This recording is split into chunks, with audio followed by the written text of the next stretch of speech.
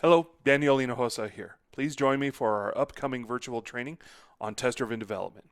Let's start with the reason why we need test-driven development. Every New Year's Day, most of us attempt to undergo some kind of personal transformation. On that first day of the year, we understand why simple and easy are two different things. Some things can be simple and not easy, like starting and maintaining an exercise regimen. Notion of knowing what to do is simple, but following through is hard. TDD just happens to be one of those rigors that can get hard over time. We may know what TDD is, what to do, how to get started, but when we commit to doing it, then it becomes unbelievably hard because not everything is straightforward.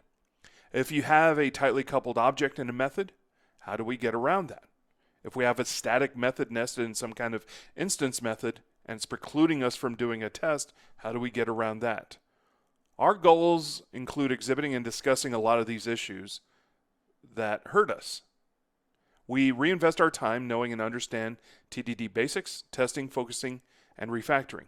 We answer the critical question of how many mocks are too many, and perhaps optionally using some lambdas instead of these mocks. I hope you join me.